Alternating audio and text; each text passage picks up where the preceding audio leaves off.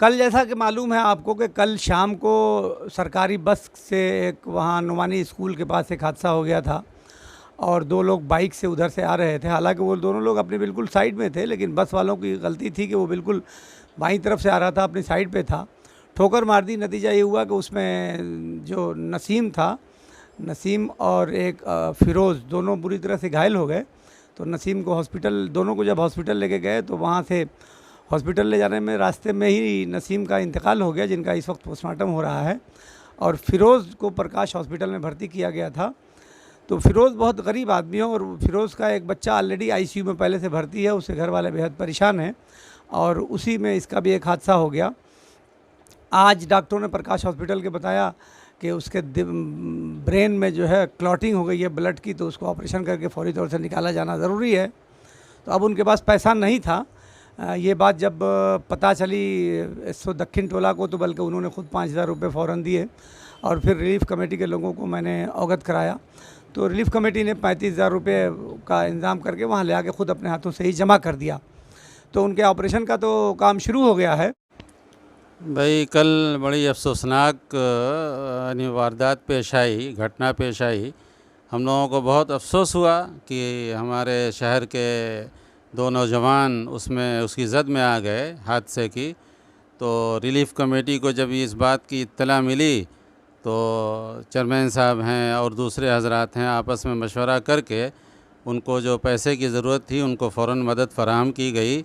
और मैं और मौलाना इकबाल साहब दोनों हम लोग गए और जा कर के 35,000 रुपये की वहाँ रसीद कटवाई और पैसा जमा कराया और उनको उनकी इयादत की गई। वो तो ऑपरेशन में थे। बहरहाल उनके परिवार के लोगों से, जो लोग उनके साथ थे, उनसे मुलाकात हुई और उनसे खैरियत मालूम की गई। बहरहाल उनकी तशवीशनाक पोजीशन है।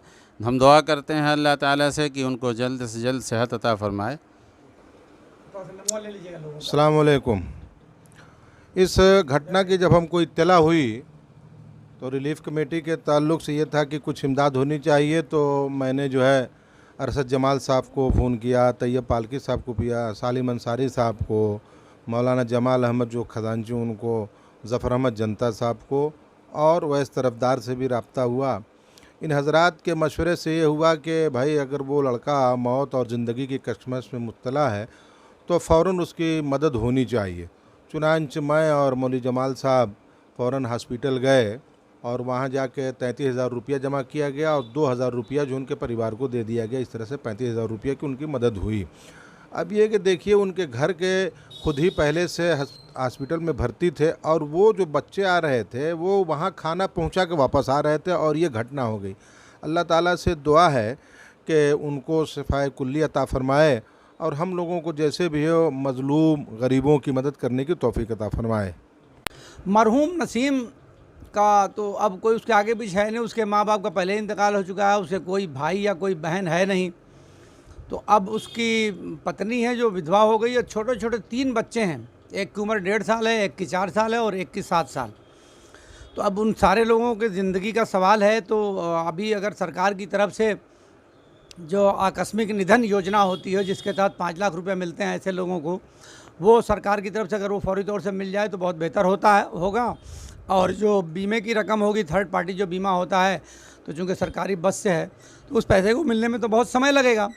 लेकिन ये पैसा जो 5 लाख रुपये आकस्मिक निधन बीमा योजना वाली है, किसान वाली, तो उसमें इसके पास इसके नाम से कुछ थोड़ी सी ज़मीन है। तो अगर उसके आधार पर मैं डीएम साहब से और एसडीएम साहब से कल मिलूँगा और मिलकर उनसे अनुरोध किया जाएगा कि वो 5 लाख रुपए की रकम उसको जल्द से जल्द फराहम करा दी जाए।